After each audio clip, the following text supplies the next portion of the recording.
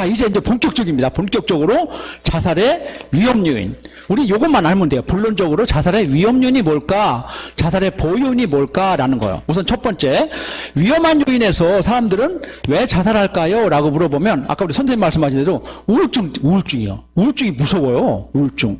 우울증은 어디가 아픈 거예요? 아,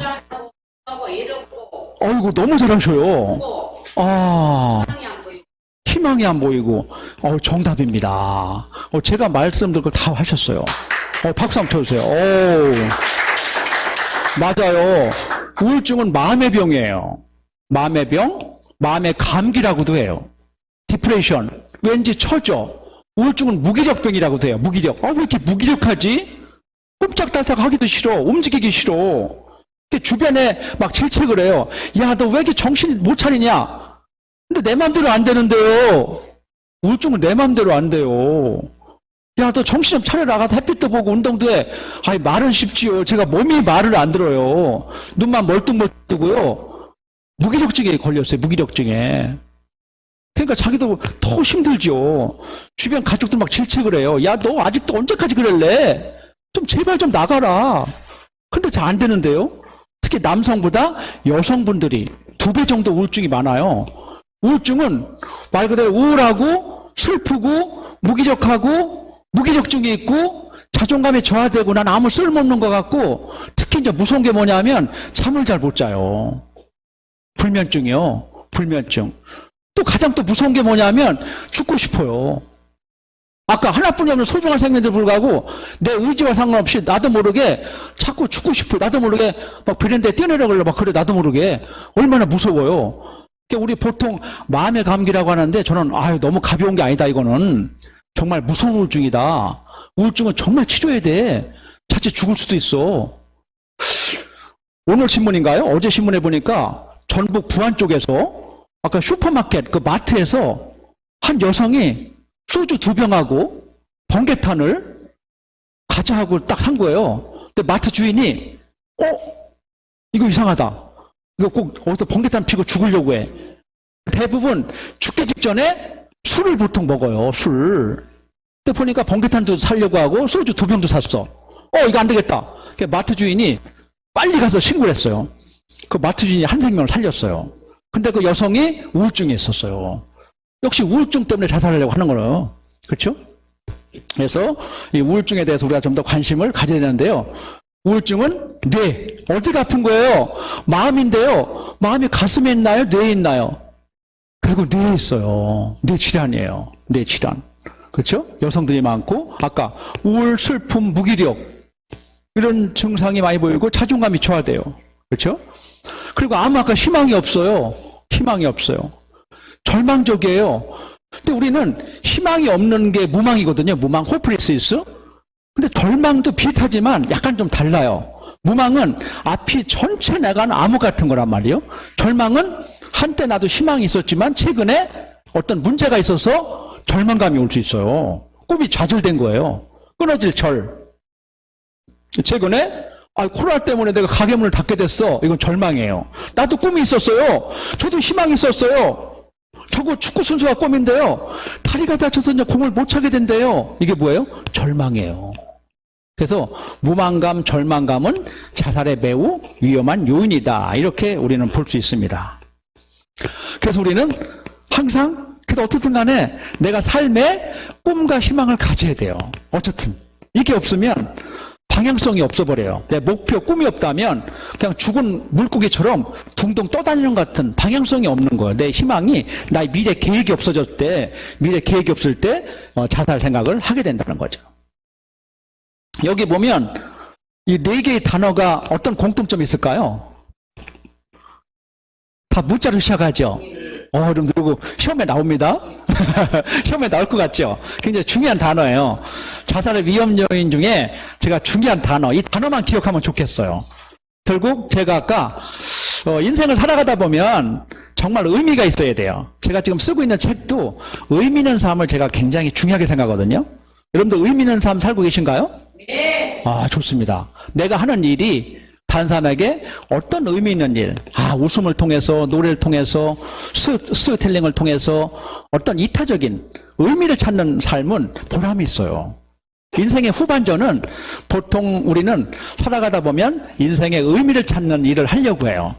젊었을 때는 의미 있는 일보다는 뭘 위주로 하냐면 성공, 성취, 계급, 진급 이걸 노력을 한단 말이에요. 젊었을 때는. 인생의 후반전은 이제 내가 인생의 후반전은 좀 더 여유롭게 의미 있는 삶, 이타적인 삶을 살고 싶어 한다는 거죠. 그게 잘 사는 삶이에요. 맞죠? 네, 맞습니다. 그런데 의미가 없다는 것은 뭐냐면 무의미해요. 내가 이게 사는 게 무의미하지? 가끔 제가 자살 위기자들을 만나보면 어떤 얘기를 주로 하냐면 저는 아무 희망이 없어요. 전 왜 사는지 모르겠어요. 삶이 의미가 없어요. 왜 살까요? 사람들은 왜 아등바등 살려고 하죠? 전 삶에 의미가 없어요. 저는 이게 무기력해요. 무기력은 아까 우울증인 거예요. 마틴 셀리그먼 박사 긍정심리학자는 우울증은 학습된 무기력이다. 맞아요. 무기력해요. 무력감을 느껴요. 아무 도움이 안 되는 것 같아요. 영어로 helpless예요. 도움이 안 돼요. helpless. 무력감, 무조감. 전 누굴 도움을 줄 수가 없어요. 아무 힘이 없어요. 제가 도와줄 여력이 없어요. 무력감을 느껴요. 이런 것들이에요. 그렇죠? 그걸 우리가 좀 볼 수가 있고요. 또 무가치. 저는 아무 가치가 없죠. 여러분들 가치 있는 삶을 살고 계신가요? 여러분들 어느 정도 가치가 있죠? 굉장히 높은 가치가. 나 자신의 어떤 가치는 뿌듯해요. 전 가치가 높아요. 높은 가치가 있다면 내가 그래도 힘이 있어요. 자존감도 높아요. 나 이 정도 가치 있는 삶을 살고 있어요. 근데 저는 아무 가치가 없어요. 결국 누굴 도와줄 수도 없고요. 희망이 없어요. 다 연결되는 단어들이에요. 이게 자살의 위험 요인이다라고 말할 수가 있습니다. 두 번째 위험 요인은 뭐냐면 두 번째는 뭐라고요? 낮은 자기 존중감이에요. 아까 자기 존중감은 아까 무가치하고도 비슷해요. 나 자신에 대한 가치거든요. 날 존중해주는 마음이에요. 누가 존중해주는 거예요? 자기 자신이에요. 남들이 뭐래도 내가 내 자신에 대한 만족감이에요. 자존감은 자기 존중이에요. 누가? 내가 나를 존중해주는 거예요. 그리고 나를 어떤 유능감, 나의 능력이죠. 능력, 유능감, 효능감이 있어야 된다는 거죠. 이런 가치가 없다고 생각하고 자기 자신이 나를 존중해주지 않는다면 결국 죽고 싶은 거예요. 결국 아무 가치가 없어요. 난 쓸모가 없어요 라고 얘기하는 겁니다. 자, 이런 내용도요. 주로 제가 만났던 죽고 싶어하는 사람들, 우울증 있는 사람들 주로 이런 내용의 문장을 얘기를 많이 해요. 전 아무런 가치가 없어요. 아무도 나를 좋아하지 않아요. 나는 태어나지 말았어야 될 것 같아요. 라는 거죠. 결국 자존감이나 자기 가치감이 그냥 떨어져 있는 거죠. 보통 여러분들 자기 존중감, 자기 가치감을 점수로 보통 많이 하거든요. 점수. 여러분들 가치, 자기 존중감은 자기가 점수를 매길 때 난 어느 정도 될까요? 예를 들면 10점 만점. 예를 들면 보통 척도 질문은 1에서 10 중에 어디에 해당될까요? 라고 해요. 그럼 어느 정도예요? 10점이요? 10점 넘었어요? 아이고, 100점, 120점. 너무 점수가 높아도 제가 상담을 해드려야 돼요. 자기성이 너무 강해.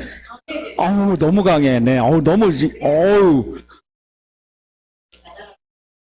그럴 정 에너지가 높아요. 예? 강해요. 강해. 별로 얼굴이 자신감이 넘쳐 보여요. 벌써 120점 정도. 너무 또 심하면 또 자기성 성격장애 진단도 나올 수 있어요. 나르시즘이 너무 강한 분들도 연극성 장애, 자기성 성격 장애가 또 있거든요. 그건 아닌 것 같은데, 그건 아니죠. 네, 그렇습니다. 그래서 1에서 10 중에, 아니면 100점 만점에 몇 점이에요? 라고 하면 보통 자기 자신을 점수를 대략 얘기를 해요. 우리 선생님 몇 점 정도 될까요? 예? 점수가 좀 낮은 건가요? 많이 저하되셨어요? 자기 자신이 좀 겸손하신 분도 계세요. 좀 겸손해요. 그래서 저 상담할 때는 정말 1대1로 상담할 때는 그걸 물어봐요. 왜 선생님은 왜 본인이 점수가 10점밖에 안 된다고 생각하세요? 이렇게 물어본단 말이에요. 왜 또 우리 선생님은 0점이라고 생각하시죠? 라고 하면, 나는 과거에 실패했고, 나는 뭐 별 볼 일 없고, 돈도 없고, 지금 뭐 나는 뭘 누구 도와줄 수도 없어. 매일 아프고 뭐 밥만 축내고 있어. 자식들에게 집만 대고 있지 뭐. 이런 사람도 있어요, 솔직히. 나는 점수가 줄 수 없어. 난 많이 줘봤자 10점 정도밖에 안 돼. 난 0점이야 라고 하는 분들도 있어요. 그만큼 자존감이 저하되는 상태입니다. 그래서 상담 전문가들은 어쨌든 이분에게 장점을 또 찾아주고 또 자존감을 높여주려고 노력을 많이 하는 거죠. 그래서 난 아무 가치가 없어요, 난 쓸모 없어요, 난 보잘것 없어요 하는 사람들은 사실 그래서 전 그냥 끝내려고 해요, 죽고 싶어요 라고 말할 수가 있습니다. 세 번째는 가정 문제예요. 가정은 가장 중요하죠. 가정은 최소 다니면서 가장 핵심적이에요. 가정이 무너지면 사회가 무너져요, 정말. 우리나라 자살률이 높다고 하잖아요. OECD국가 자살률 1위라고 하는 것은 우리나라 가정은 좀 건강치 못하다라고 말할 수 있습니다. 가정과 비례할 수 있거든요. 가정이 어떻든 간에 사회, 국가에서도 우리 국민들을 위해서 가정을 잘 보살필 수 있도록 뭔가 도움을 줘야 됩니다. 가정이 무너지면 안 돼요. 그래서 가정에서 가장 중요한 사람들은 부부예요. 엄마, 아빠. 엄마, 아빠들이 정말 부부가 행복하게 잘 살아야 돼요. 근데 엄마, 아빠가 싸우거나 이혼하거나 새엄마, 새아빠 오고 뭐 이 가정이 굉장히 복잡해지면 청소년 문제가 또 생겨요. 청소년 문제. 청소년 학교폭력, 왕따 따돌림, 자살, 이것도 결국 가정의 문제거든요. 그래서 가정의 어떤 영향으로 인해 가지고 많은 부부 갈등, 분노, 아까 이런 것들에 의해서 사고가 칠 수 있다, 이렇게 볼 수 있습니다. 이제 다음은 스트레스예요. 스트레스 여러분들 안 받고 살 수 있나요? 맞아요. 우리는 스트레스는 안 받고 살 수 없어요. 무조건 스트레스가 부정적인 용어는 아닌 거예요. 적당한 스트레스는 사고도 예방되고 긴장도 약간 될 수 있어요. 그렇죠? 근데 여기 이제 미국의 홈즈와 레어는 스트레스 도표를 논문에서 발표했는데요. 우리가 사람들이 살아가면서 가장 큰 충격 강도, 정말 햄머로 한 대 맞은 것 같은 충격 강도는 배우자의 죽음을 맞았을 때. 끔찍하죠? 배우자의 죽음. 가장 큰 충격을 받을 수 있다. 이게 100점이에요. 근데 배우자의 죽음보다도 우리나라는 더 중요한 게 있어요. 뭘까요? 맞아요. 자식의 죽음이 우리 남편보다 더 마음이 아픈가 봐요. 그렇죠? 그죠, 그러네요. 우리 부모, 우리 부모님들은 어쩌면 배우자보다도 자기 자식을 더 아끼는 것 같아요. 그러니까 대한민국에서 홍강희 박사 논문을 보니까 배우자의 죽음보다도 자식의 죽음이 100점이었어요. 충격 강도가. 네. 네. 그래서 그런 건가요? 네. 맞습니다. 근데 사실 우리가 또 비교할 수도 없어요. 우리 남편이나 아내나 자식이나 어떻게 이걸 또 비교할 수 있어요. 다 같이 충격은 저는 100이라고 볼 수 있습니다. 그렇죠? 이혼이나 별거나 이런 것들 통해서 1년 동안에 어떤 사건을 경험했느냐, 중요한 사건을 경험했는지에 따라서 충격 강도가 높을수록 나에게 위기가 왔다, 이렇게 볼 수 있습니다. 현대 내 스트레스 3가지가 있는데요. 뭘 것 같아요? 우리 살아가면서 어떤 게 스트레스를 많이 받나요? 현대 내 스트레스 뭘까요? 네, 우선 인간들 때문에 힘들어요. 관계, 가장 많은 게 관계예요. 관계가 어려워요. 인간관계 때문에 자살하는 사람도 있어요.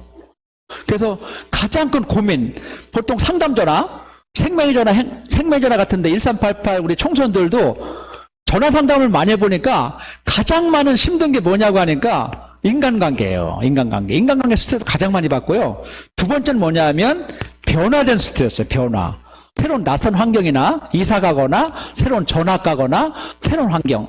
한때 그 공무원들 세종시로 많이 했었죠. 세종시. 그때 공무원들 자살 많았어요. 세종시에서. 새로운 변화, 새로운 직장에 대해서 적응을 잘 못한 거예요. 그래서 변화에 대한 스트레스가 있었다.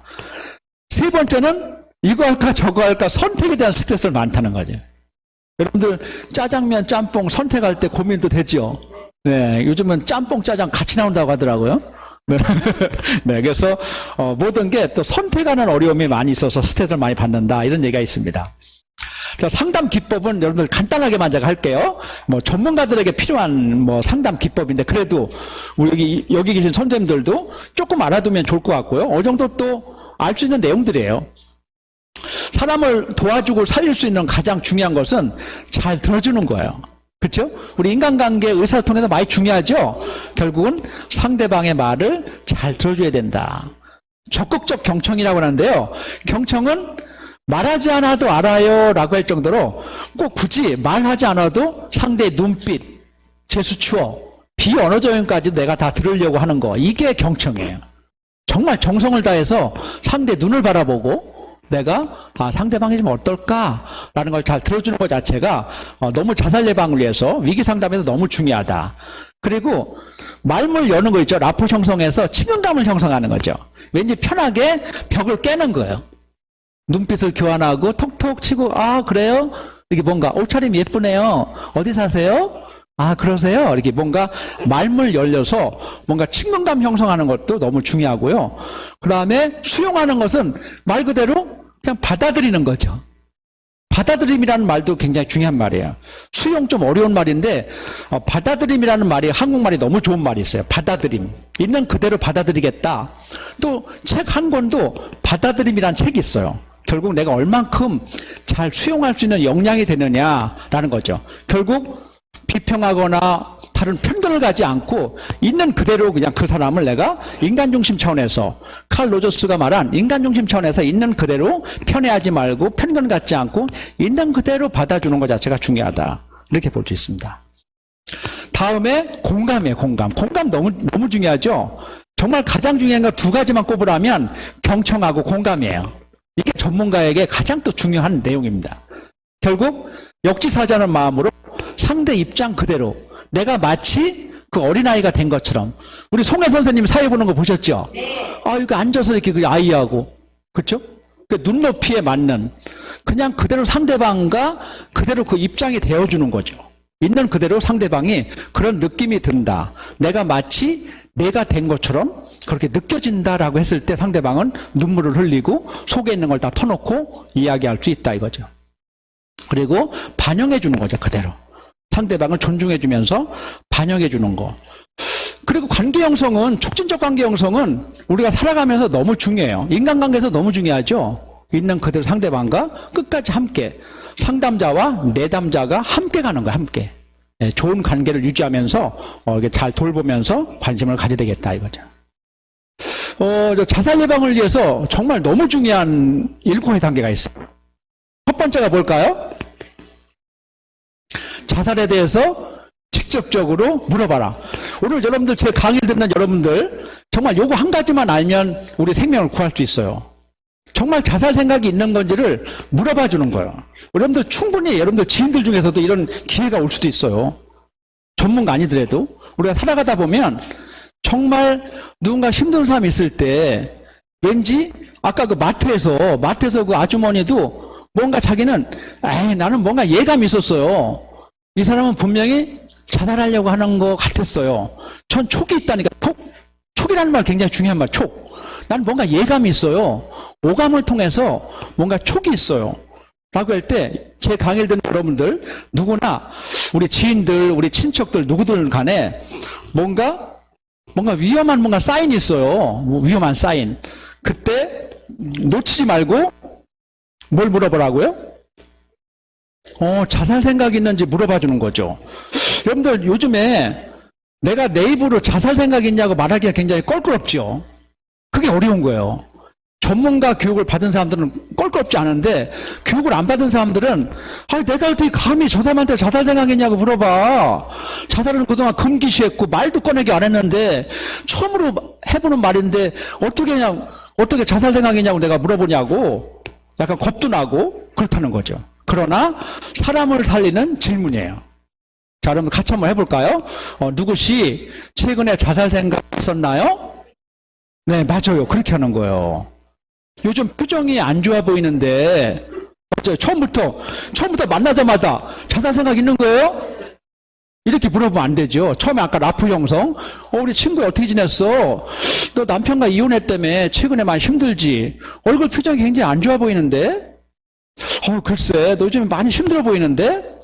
우선 라프 형성해서 어느 정도 얘기를 꺼내다가, 요때다 싶을 때, 그래서 친구야, 최근에 너무 힘들고 그래서 혹시 자살 생각을 해본 거 아니야? 라는 질문을 조심스럽게 해보세요. 정말 중요한 질문이에요. 많이 힘들어 보이는데 혹시 자살 생각을 하고 있는 건 아니야? 라고 물어보는 질문은 정말 사람 살리는 중요한 질문이다. 여러분들 오늘 강의에서 가장 중요한 질문이에요. 오늘 강의 중에 가장 중요한 게 자살 생각이 있는지를 물어봐 주면 좋겠다. 그러면 그 친구는 고개를 끄덕끄덕 할 수도 있어요. 네. 마이크를, 네. 네, 마이크를 한번 주세요. 좋습니다. 네. 아까 다시 한번 또 말씀을 해주세요. 다 같이 들어야 되니까. 예. 딸이 한 번은 아기가 아프니까 혼자서 굉장히 힘들었는가 봐요. 저는 그때 식당을 하고 있었어요. 근데 만남이 별로 드물었잖아요. 근데 혼자서 너무 참기가 힘들어가지고 이 딸이 어느 날 엄마, 저 힘들어요. 살기가 싫어요. 엄마, 아기 좀 책임져 주셔서 키워주실래요? 그러더라고. 아차, 저것이 이상하구나. 그래가지고 빨리 택시 타고 와. 돈 없으면 내가 택시비 갖고 있으니까 빨리 오너라 했더니까 딸이요. 왔어요. 그래가지고 데리고 바로 나 그 장사는 옆에 가서 노래방을 데리고 갔어요. 네. 문 닫아놓고 그래갖고 내가 손지를 데리고 있고 딸이 노래를 실컷 부르겠어요. 그래가지고 얼마나 고생했냐 수고했다. 네 힘들었겠구나. 정말로 우리 딸이 고생했구나. 막 그러면서 예, 그 뒤로 항상 칭찬해주고 보듬어주고 막 고생했다 그러고 막 이렇게 했어요. 너무 잘했어요. 예, 그랬어요. 네, 그러니까 박수 한번 쳐주세요. 치료가 된 거예요. 네. 네. 좋습니다. 네. 정말 엄마가 딸을 뭔가 잘 감지한 거야. 아까 초기 예감이 뭔가 있기 때문에 야 빨리 너 택시 타고 와. 내가 엄마가 다 해줄게 라고 하면서 빨리 알아차린 거. 우선 첫 번째 알아차림이에요. 한번 따라해볼까? 알아차림이에요. 알아차림이 굉장히 중요해요. 우리 한국형 자살 예방 프로그램 중에서 첫 번째가 보기예요. 보기. 보는 건 뭘로 봐야죠? 눈. 왕눈이에요. 왕눈이. 우선 첫 번째 보기. 본다 이게 본데 눈을 크게 뜨고 봐야 된다 이게요. 그게 뭐냐면 내가 잘 관찰하고 알아차림. 두 번째는 듣기. 뭐라고요? 듣기. 지금 듣기도 왔어요. 듣기. 딸의 말을 정말 귀를 기울여서 엄마가 잘 들어줬기 때문에 우리 딸을 살린 거란 말이에요. 딸이 우울증 초기가 올 수 있고 그렇단 말이에요. 그러니까 한국형 자살 예방 프로그램 중에서 첫 번째 보기. 보는 거는 잘 관찰하고 알아차림이다. 두 번째는 듣기다. 듣기는 두 개 귀를 쫑긋하면서 잘 들어주는 게 중요하다. 세 번째는 말하기. 뭐라고요? 그래서 한국형 자살 예방 프로그램은 보고, 듣고, 말하게끔 하면서 연결해주고 전문가에게 연결시켜주는 거, 말해주는 거. 이게 너무 중요하다는 겁니다. 그래서 전화 상담할 때 7가지 단계를 잘 섞어서 만약에 전화 상담할 때 전문가는 어떤 걸 잘하냐면 시간을 오래 끌면서 상대방과 이야기를 계속하는 사람이 전문가다 이게. 근데 상대방이 이제 끊고 싶어. 별 도움이 안 돼. 저 전문가 맞아? 빨리 전화를 끊었다. 그러면 전문가 아니에요. 상대방 내담자의 마음에 안 드는 거란 말이에요. 별로 공감도 안 하고 별 경하고 그냥 대충 듣고 있고 뭔가 바쁜 것 같고 그런 거예요. 왠지 내가 도움이 안 돼서 전화를 빨리 끄는 거란 말이에요. 그래서 우리는 정성을 다해서 시간을 벌면서 이야기를 계속하면서 안전한 환경을 다 마련하면서 빨리 119를 불러야 되는 거예요. 시간을 끌면서 그럼 119가 와서 에어매트리스 깔고 이미 준비된 안전한 상태까지 유지하는 것들이 자살 예방을 위한 7단계 과정이다. 이렇게 볼 수 있습니다. 자, 그래서 자살에 이르는 과정은 인생을 살아가다 보면 우리는 역경 위기가 올 수밖에 없어요. 우리 인생이 순탄합니까? 순탄치가 않아요. 뭔가 위기가 올 수 있고 힘들 때가 온단 말이에요. 역경 위기 상황이 많이 닥쳤을 때 어떻게 잘 대처하느냐 이게 중요해요. 아까 엄마가 잘 대처해 준 거예요. 엄마가. 정말 대처를 잘해줬어요.